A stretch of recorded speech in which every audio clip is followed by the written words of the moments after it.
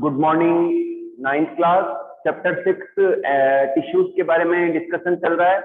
कल हमने connective tissues start किया था, तो एक बार मैं रिपीट कर देता हूँ कनेक्टिव टिश्यूज के बारे में। ठीक है, तो जो थर्ड अपना टाइप है एनिमल टिश्यूज में, वो है connective tissues.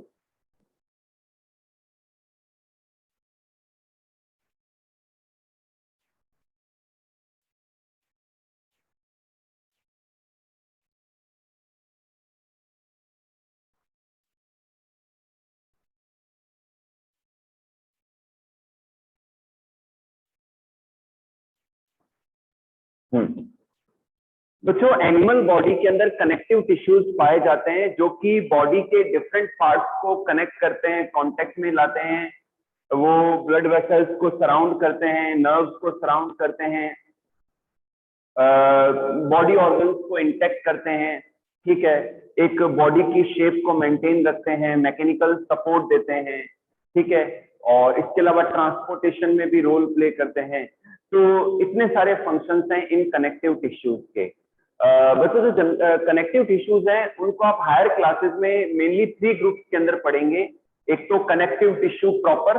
Connective tissue proper के अंदर areolar tissue, adipose tissue, tendons, ligaments, ये सब इंक्लूड होते हैं।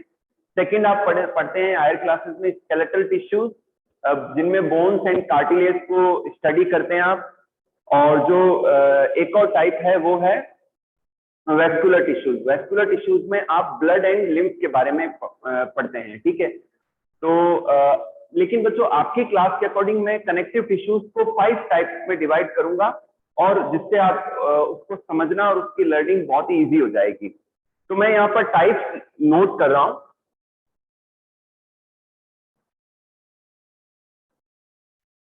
कनेक्टिव टिश्यूज के टाइप्स। कनेक्टिव टिश्यूज के टाइप्स की बात करूं तो फर्स्ट है बच्चों एरियोलर टिश्यू। एरियोलर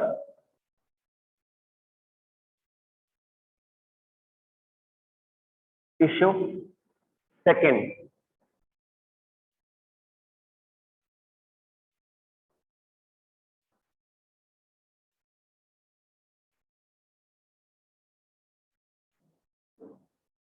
सेकेंड है adipose tissue. And third third है स्पेशल टिश्यू।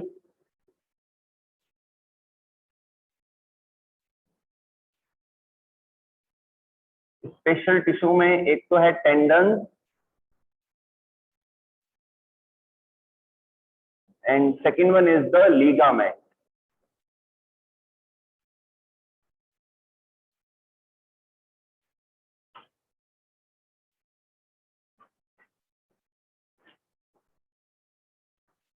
फोर्थ है स्केलेटल टिश्यूज।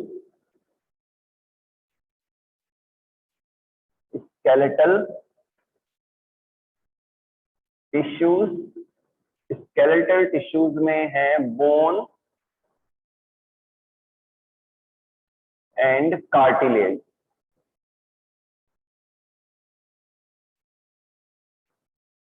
और फिफ्थ है वेस्क्यूलर टिश्यूज।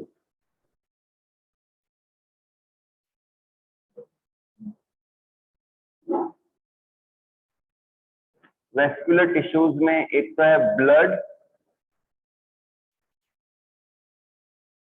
और एक है lymph.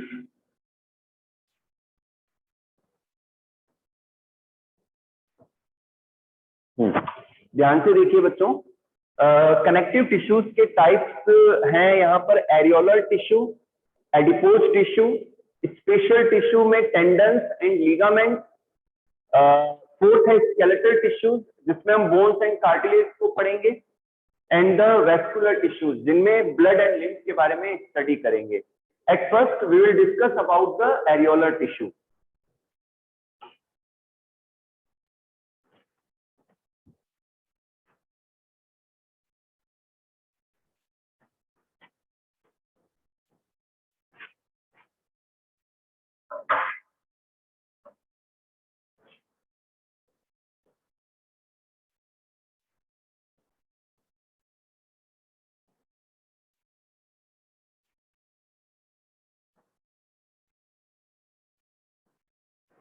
Areolar tissue, ninth class में पहले डायग्राम ड्रॉ कर रहा हूँ एरियोलर टिश्यू का, देन फिर इसको समझते हैं और इनके फंक्शंस के बारे में हम समझते हैं।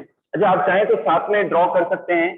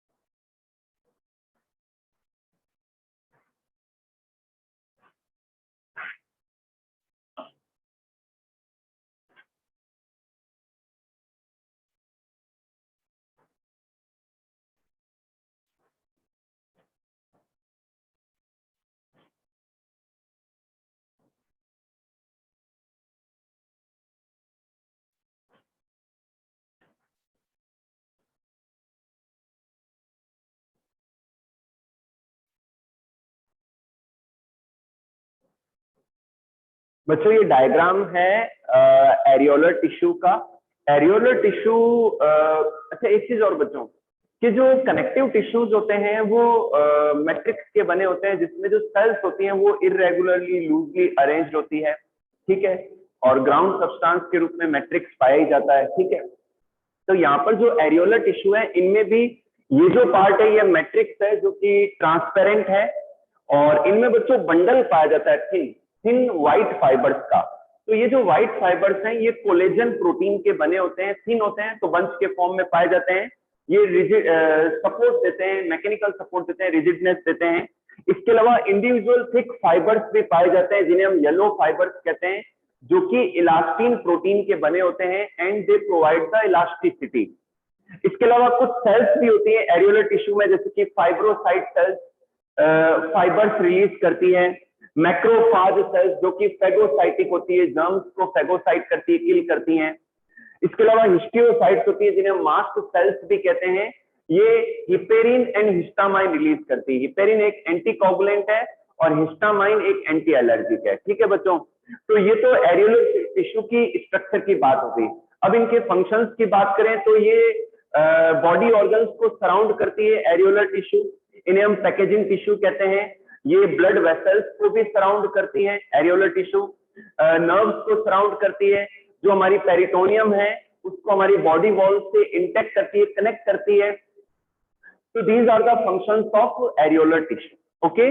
एंड इसे हम क्या कहते हैं, पैकेजिंग टिश्यू कहते हैं, ठीक है बच्चों। तो आप एक बार डायग्राम देख लें, फिर मैं नेक्स्ट ले रहा हूं adipose tissue.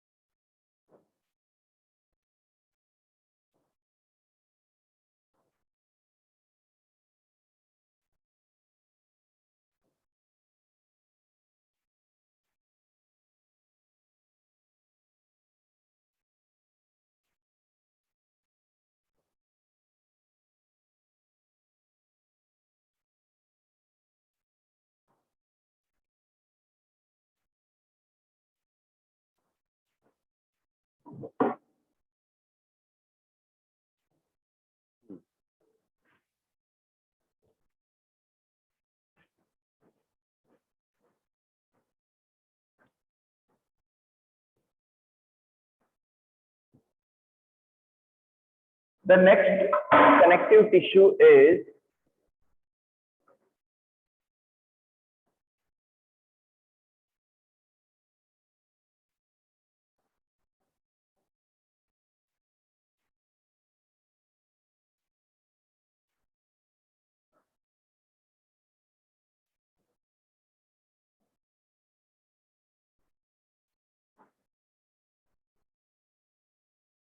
the next connective tissue is adipose tissue. बच्चों जो एडिपोज टिश्यू हैं ये फैट स्टोरिंग टिश्यू होते हैं, ये हमारी स्किन के नीचे पाए जाते हैं, और एडिपोज टिश्यू के अंदर फैट सेल्स पाई जाती हैं जिन्हें हम एडिपोसाइट कहते हैं। और इन फैट सेल्स के अंदर जो भी एक्स्ट्रा फैट है वो स्टोर होती है, ठीक है। किसी व्यक्ति की अगर एब्डोमेन का पार्ट, जो पेट का पार्ट बाहर आ रहा है, तो नेचुरली वो एडिपोज टिश्यू की वजह से आ रहा है कि जो वो एक्स्ट्रा जो भी फैट है वो under the skin adipose tissue में स्टोर होता है और फिर वहां से वो राइज होना शुरू हो जाता है। तो एडिपोज टिश्यू का फंक्शन है फैट को स्टोर करना और इसके अलावा कुशन प्रोवाइड कराना, कि हमारे जो हमारे इंटरनल बॉडी ऑर्गन्स हैं, हार्ट है, किडनीज है, तो उनको उनके चारों ओर जो एडिपोज टिश्यू पाए जाते हैं तो वो एक प्रोटेक्शन देते हैं, एक कुशन प्रोवाइड कराते हैं बॉडी ऑर्गन्स को। तो यहाँ मैं एडिपोज टिश्यू ड्रॉ करता हूं मैं, तो आप भी साथ में ड्रॉ करें।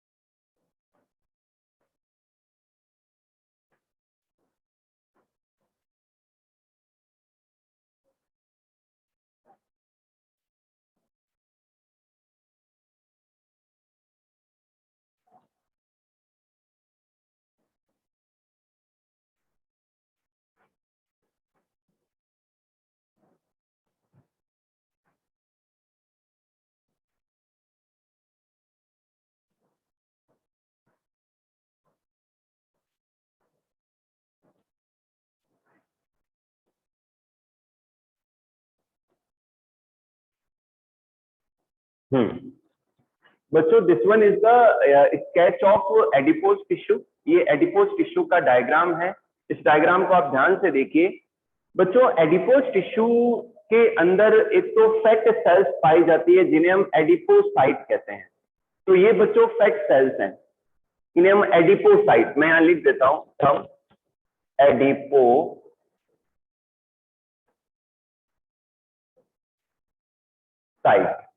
इन्हें हम क्या कहते हैं, एडिपोसाइट कहते हैं। तो इनमें जो फैट है वो स्टोर रहता है या तो ड्रॉपलेट्स के फॉर्म में, जैसे कि यहाँ देखें आप, यहाँ फैट ड्रॉपलेट्स के फॉर्म में स्टोर है और यहाँ फैट ग्लोब्यूल के फॉर्म में स्टोर है। ये इनका न्यूक्लियस है इन फैट सेल्स के। अच्छा, ये बाकी का पार्ट मैट्रिक्स है जिसके अंदर फाइबर्स हैं, ये व्हाइट फाइबर्स हैं एंड ये इंडिविजुअल येलो फाइबर्स हैं। ठीक है, तो फंक्शन मैं ऑलरेडी बता चुका हूं कि ये स्किन के नीचे अंडर द स्किन पाए जाते हैं and they store the fat and they insulate the body. वो बॉडी को इंसुलेट करते हैं। आपने पढ़ा ही होगा कि जो पोलर एरियाज होते हैं तो उनमें जो एनिमल्स हैं उनके अंदर फैट का डिपोजिशन होता है जिससे उन्हें सर्दी से बचा होता है, विंटर से बचा होता है। तो नेचुरली बॉडी को इंसुलेशन प्रोवाइड कराते हैं, होम्योथर्मी प्रोवाइड कराते हैं, मतलब टेम्परेचर बैलेंस रखते हैं बॉडी का। इसके अलावा बॉडी के जो इंटरनल ऑर्गन है उनको कुशन इंजरी से या बचाते हैं, कुशन प्रोवाइड कराते हैं। तो ये और बाकी जो एक्स्ट्रा फैट है वो इन टिश्यूज के अंदर स्टोर होती है। तो these are the functions of adipose tissue. Third लेते हैं हम स्पेशल टिश्यूज।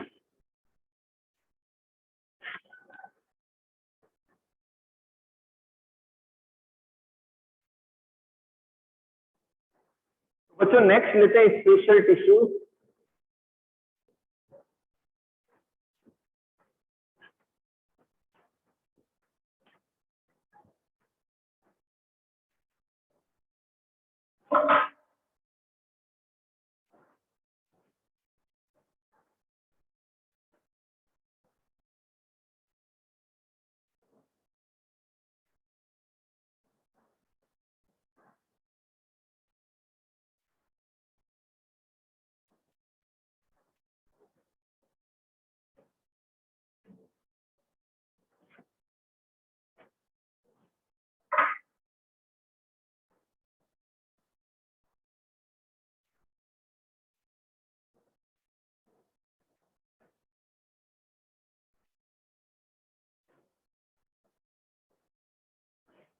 बच्चों नेक्स्ट टाइप है स्पेशल टिश्यूज जिसमें हम दो टिश्यूज डिस्कस करेंगे, टेंडन्स एंड लिगामेंट। टेंडन्स क्या है बच्चों? जो टेंडन्स हैं ये व्हाइट फाइबर्स के बने होते हैं, parallel bundle of white fibres के ये बने होते हैं। और जो टेंडन्स हैं ये अटैच करते हैं मसल्स को स्किन के साथ में। टेंडन्स क्या करते हैं? मसल्स को बोन के साथ में अटैच करते हैं, मसल्स को बोन के साथ में अटैचमेंट करते हैं टेंडन। ठीक है, इसके अलावा जो लीगामेंट है ये येलो फाइबर्स के बने होते हैं। येलो फाइबर्स आपको पता है ये इलास्टिक होते हैं और ये इरेगुलर भी होते हैं। तो लीगामेंट जो है बोन टू बोन कनेक्शन बनाते हैं, एक बोन को दूसरी बोन से जॉइंट बनाते हैं। कौन? लीगामेंट। ओके बच्चों, तो ये इनके फंक्शंस हैं। Tendons attaches the muscles to the bone and ligaments attaches the bone to bone, ये जॉइंट्स को बनाते हैं। ठीक है, और फ्लेक्सिबिलिटी प्रोवाइड कराते हैं।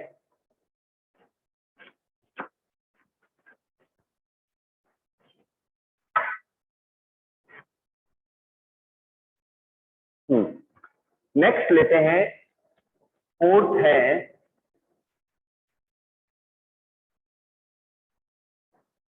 Skeletal tissue.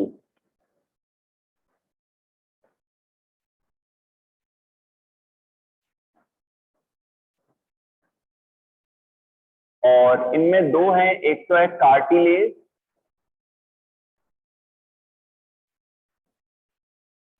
And bone. सबसे पहले कार्टिलेज को समझेंगे बच्चों। जो स्केलेटल टिश्यूज की बात करें तो जो भी एनिमल्स हैं, ह्यूमंस हैं, इनके अंदर कार्टिलेज एंड बोन्स पाए जाते हैं। तो जो कार्टिलेज है ये फ्लेक्सिबल होती है। कार्टिलेज क्या होती है? फ्लेक्सिबल होती है और इनके अंदर मिनरल पार्ट ना होके ऑर्गेनिक पार्ट होता है। तो ऑर्गेनिक पार्ट के रूप में इनमें एक तो chondroitin chondroitin sulphate, chondroitin sulphate नाम का ऑर्गेनिक कंपाउंड एंड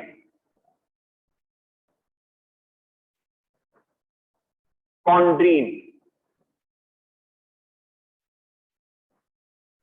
ठीक है बच्चों, इनके अंदर जो ऑर्गेनिक पार्ट है कार्टिलेज में वो तो एक तो है कॉन्ड्रोइटिन सल्फेट एंड कॉन्ड्रीन प्रोटीन होती है, जो कि इनको फ्लेक्सिबिलिटी प्रोवाइड कराती है। जो कार्टिलेज हैं ये फ्लेक्सिबल होते हैं, रिजिड होते हैं, हार्ड होते हैं, लेकिन फ्लेक्सिबल होते हैं। ठीक है, और इनकी जो सेल्स हैं उन्हें हम कॉन्ड्रोब्लास्ट कहते हैं। इनकी सेल्स को हम क्या कहते हैं बच्चों?